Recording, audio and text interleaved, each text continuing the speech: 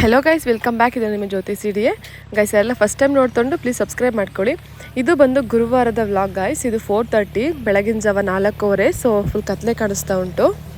So ಇವತ್ತು ನಾನು ಇಷ್ಟು ಅರ್ಲಿಯಾಗಿ ಎದ್ದು ರೀಸನ್ ಬಂದುಬಿಟ್ಟು ವ್ರತ ಮಾಡಬೇಕು ಅಂತ ಹೇಳಿ ತುಂಬ ದಿನದಿಂದ ಅಂದ್ಕೊಂಡಿದ್ದೆ. ರಾಯರಿಗೆ ಕಡಲೆಕಾಳಿನ ಹರಿದು ವ್ರತ ಮಾಡಬೇಕು ಅಂತ ಹೇಳಿ. ಸೊ ಮಾಡಲಿಕ್ಕಾಗಿರಲಿಲ್ಲ. ಇವತ್ತು ಮಾಡೋಣ ಅಂತ ಹೇಳಿ ಇವತ್ತು ಇಷ್ಟು ಬೇಗ ಎದ್ದಿರೋದು ಗೈಸ್. ನಾನು ಯಾವಾಗ ವ್ರತ ಮಾಡಬೇಕು ಪೂಜೆ ಈ ಥರ ಎಲ್ಲ ಇದ್ದಾಗ ಹಿಂದಿನ ದಿನವೇ ದೇವ್ರ ಪಾತ್ರೆ ಕ್ಲೀನ್ ಮಾಡಿಕೊಂಡು ದೇವ್ರ ಮನೆ ಕ್ಲೀನ್ ಮಾಡ್ಕೊಬಿಡ್ತೀನಿ. ಎಲ್ಲ ಮಲ್ಕೊಂಡಿದ್ರು, ಸೊ ಯಾರಿಗೂ ಡಿಸ್ಟರ್ಬ್ ಆಗಬಾರ್ದು ಅಂತ ಹೇಳಿ ಲೈಟ್ ಆಫ್ ಮಾಡ್ಕೊಂಡೇನೆ ಮನೆಯೆಲ್ಲ ಕ್ಲೀನ್ ಮಾಡ್ಕೊಂಡು ಬಂದೆ. ಇದು ಯಾವ ರೀತಿ ವ್ರತ ಅಂತ ನಾನು ನಿಮಗೆ ಮುಂದೆ ಎಕ್ಸ್ಪ್ಲೇನ್ ಮಾಡ್ತೀನಿ ಗೈಸ್.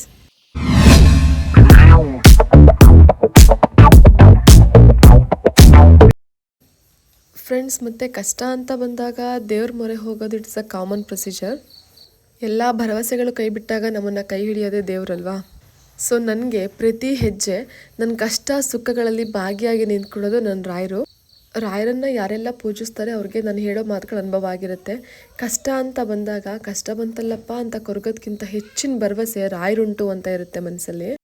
ರಾಯರನ್ನ ನಂಬಿ ಪೂಜೆ ಮಾಡೋರ ಜೀವನದಲ್ಲಿ ತುಂಬ ಪವಾಡಗಳೇ ನಡೆದುಂಟು ಗಾಯ್ಸ್. ಅದ್ರಲ್ಲಿ ನಾನು ಒಬ್ಳು. ಹಾಗಾಗಿ ನಾನು ರಾಯರನ್ನ ತುಂಬ ಅಂದರೆ ತುಂಬ ನಂಬ್ತೀನಿ. ನೋಡಿ ಗಾಯ್ಸ್, ಇದು ಬೆಳಗಿನ ಜಾವ 6 ಗಂಟೆ, ಕರೆಕ್ಟ್ 6 ಗಂಟೆ. ಇವಾಗ 5 ಗಂಟೆನಲ್ಲಿ ಪೂರ್ತಿ ಎಂತ ಕಾಣಿಸ್ತಿಲ್ಲ. ಇವಾಗೂ ಅಷ್ಟೇ ನನ್ನ ಮೊಬೈಲ್ ಫ್ಲ್ಯಾಶ್ ಲೈಟ್ ಆನ್ ಮಾಡಿರೋದಕ್ಕೆ ಇಷ್ಟಾದರೂ ಕಾಣಿಸ್ತಾ ಉಂಟಿಲ್ಲ, ಇದು ಕಾಣಿಸ್ತಿರ್ಲಿಲ್ಲ. ಸೊ ನಾವು ಬೆಳಗ್ಗೆನೆ 5 ಗಂಟೆಗೆ 4:15 ಆ್ಯಕ್ಚುಲಿ 4:30ಗೆ ಎದ್ದು ಮನೆ ಮುಂದೆ ಕ್ಲೀನಿಂಗ್ ಎಲ್ಲ ಮಾಡಿ ರಂಗೋಲಿ ಎಲ್ಲ ಹಾಕಿ ಮನೆ ಕೆಲಸ ಎಲ್ಲ ಮುಗಿಸಿ ನಾನು ಸ್ನಾನ ಮಾಡ್ಕೊಂಡು ಫ್ರೆಶ್ ಅಪ್ ಆಗಿ ಬಂದೆ ಗೈಸ್. ನಾನು ಯೂಶ್ವಲಿ ಯಾವ ಹರಕೆಗಳನ್ನೂ ಕಟ್ಟಲ್ಲ. ನನಗೆ ಗೈಸ್ ಈ ಹರಕೆಗಳನ್ನ ಕಟ್ಟಿ ದೇವ್ರನ್ನ ಬೇಡ್ಕೊಳ್ಳೋಂಥದ್ದು ಹೆಂಗೆ ಅನಿಸುತ್ತೆ ಅಂದರೆ, ದೇವ್ರಿಗೆ ಲಂಚ ಕೊಟ್ಬಿಟ್ಟು ನನಗಿಂತ ಕೆಲಸ ಮಾಡಿಕೊಡಪ್ಪ ಅಂತ ಕೇಳ್ದಂಗೆ ಅನಿಸುತ್ತೆ.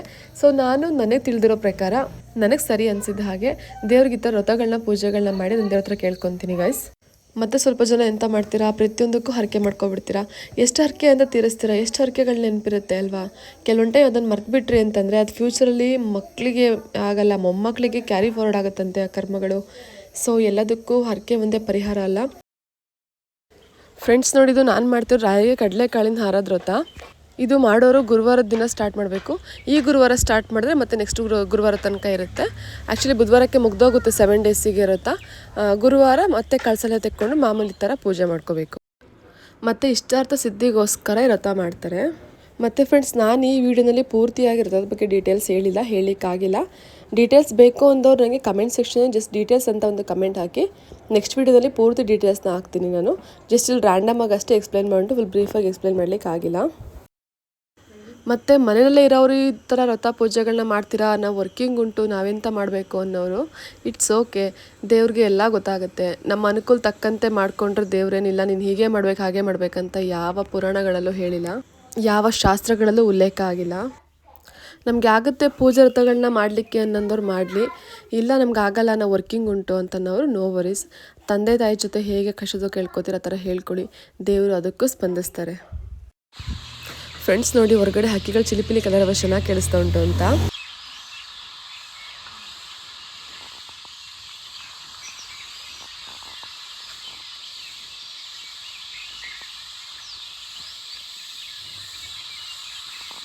ಹಿಂದೆ ಮುಂದೆಲ್ಲ ಫುಲ್ ಫಾರೆಸ್ಟ್ ಅಲ್ವಾ ಗಾಯ್ಸ್. ಯಾವಾಗಲೂ ಇದೇ ಥರ ಬೆಳಗ್ಗೆ ಎದ್ದ ತಕ್ಷಣ ಇದೇ ಥರ ಕೇಳಿಸ್ತಿರುತ್ತೆ, ಸಖತ್ತಾಗಿರುತ್ತೆ. ಇವತ್ತಂತೂ ವೆದರ್ ಇನ್ನೂ ಅಲ್ಟಿಮೇಟ್ ಆಗಿತ್ತು.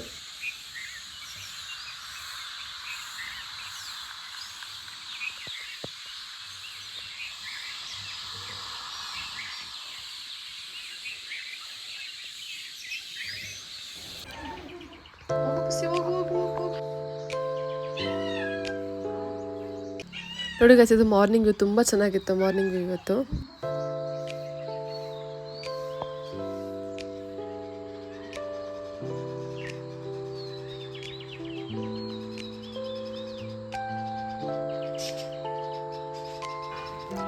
ಫ್ರೆಂಡ್ಸ್. ಫೈನಲಿ ನಾನು ಕೆಲಸ ಸ್ನಾನ ಎಲ್ಲ ಮುಗಿಸಿ ಪೂಜೆ ಸ್ಟಾರ್ಟ್ ಮಾಡಿಕೊಂಡೆ. ಮತ್ತು ನಾನು ಯಾವಾಗ ಪೂಜೆ ಮಾಡುವಾಗಲೂ ಸ್ಟಾರ್ಟಿಂಗ್ ಅರಿಶಿನ ಕುಂಕುಮ ಇಟ್ಕೊಂಡ್ರೆ ಪೂಜೆ ಸ್ಟಾರ್ಟ್ ಮಾಡ್ತೀನಿ.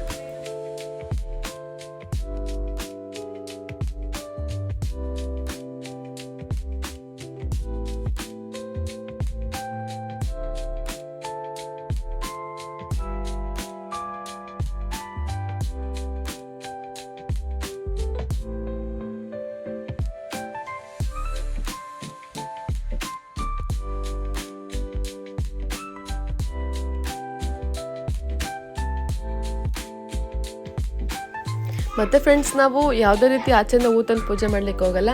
ನಮ್ಮ ಮನೆಯಲ್ಲೇ ಫುಲ್ ಹೈಬ್ರಿಡ್ ಹೈಬಿಸ್ಕಸ್ ಪ್ಲ್ಯಾಂಟ್ಸ್ನ ಹಾಕ್ಕೊಂಡು ದಾಸವಾಳ ಗಿಡಗಳನ್ನ, ವೆರೈಟೀಸ್ ಆಫ್ ದಾಸವಾಳ ಉಂಟು. ಸೊ ಡೈಲಿ ಪೂಜೆಗೆ ಮನೆಯಿಂದನೇ ಹೂವು ಸಿಗುತ್ತೆ. ನಮಗೆ ಪೂಜೆಗೆಲ್ಲ ಮುಡಿಸಿ ಇನ್ನೂ ಉಳಿಯುತ್ತೆ ಹೂವು, ಅಷ್ಟು ಹೂವು ಸಿಗುತ್ತೆ. ಮತ್ತು ನೋಡಿ, ಇದೇ ಕಡಲೆಕಾಳಿನ ಹಾರ. ಇದನ್ನು ಹಾಕಲಿಕ್ಕೆ ಮುಂಚೆ ಒಂದು ಮಂತ್ರನ ಹೇಳ್ಕೊಬೇಕಾಗತ್ತೆ.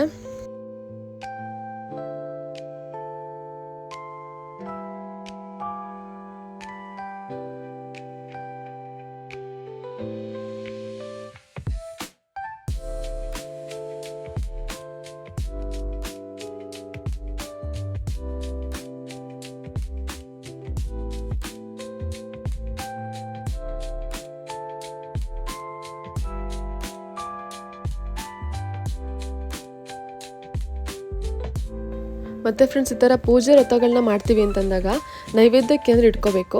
ನಿಮಗೆ ಎಂತ ಇಲ್ಲ ನೈವೇದ್ಯಕ್ಕೆ ಅಂತಂದರೆ ಪರವಾಗಿಲ್ಲ, ಒಂದು ಗ್ಲಾಸ್ ಹಾಲಾದರೂ ಇಟ್ಕೊಂಡು ಪೂಜೆ ಮಾಡಿ. ಮತ್ತು ಫ್ರೆಂಡ್ಸ್, ನಾನು ರಾಯರಿಗೆ ಕರ್ಪೂರದ ಆರತಿ ಮಾಡಲ್ಲ, ತುಪ್ಪದ ಆರತಿ ಮಾಡ್ಕೊತೀನಿ. ತುಪ್ಪದ ಆರತಿ ಮಾಡ್ಲಿಕ್ಕೆ ಆಗಲ್ಲ ಅಂದವರು ನೀವು ದೀಪಕ್ಕೆ ಯಾವ ಎಣ್ಣೆ ಬಳಸ್ತೀರ ಆ ಎಣ್ಣೆಯಲ್ಲಿ ಆರತಿ ಮಾಡ್ಕೊಳ್ಳಿ. ಮತ್ತು ನಾನು ಪೂಜೆ ಮುಗಿಸಿ ಆಚೆ ಬರೋ ಅಷ್ಟು ನಮ್ಮ ಪಮ್ಮಿ ನನಗೋಸ್ಕರ ಕಾಯ್ಕೊಂಡು ಕೂತಿದ್ಲು. ಅವಳಿಗೆ ಅವಾಗಿಂದ ಕ್ಯೂರಿಯಾಸಿಟಿ ಅಂತ ಮಾಡ್ತಾ ಉಂಟಲ್ಲ ಅಂತ.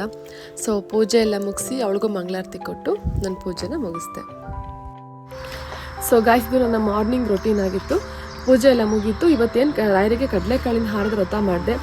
ಇದಾದಮೇಲೆ ಸಂಜೆ ಮತ್ತೆ ಪೂಜೆ ಮಾಡಿ ಆ ಕಡಲೆಕಾಳನ್ನು ಹಸುಗೆ ತಿನ್ನಿಸ್ಬೇಕು. ಸ್ವಲ್ಪ ಫಲಹಾರಗಳ ಜೊತೆ ಅಥವಾ ಏನೋ ನೈವೇದ್ಯಕ್ಕೆ ಏನು ಇಟ್ಟಿರ್ತೀವಿ ಅದ್ರ ಜೊತೆಗೆ ಸ್ವಲ್ಪ ಹಸು ಕೊಟ್ಟರೆ ತುಂಬ ಒಳ್ಳೆಯದು. ಹಸು ಸಿಕ್ಕಿಲ್ಲ ಅಂತಂದವರು ಯಾವ್ದಾದ್ರು ಗಿಡದ ಪಕ್ಕ ಯಾರೋ ತುಳಿದಿರೋ ಜಾಗದಲ್ಲಿ ಹಾಕಿದ್ರೆ ಮುಗೀತು.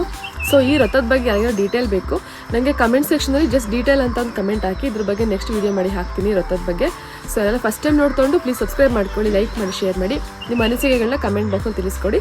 ನನಗೆ ಇದರ ಸಪೋರ್ಟ್ ಮಾಡಿ. ಮತ್ತೆ ನೆಕ್ಸ್ಟ್ ವೀಡಿಯೋ ಸಿಗ್ತೀನಿ. Love you all, bye.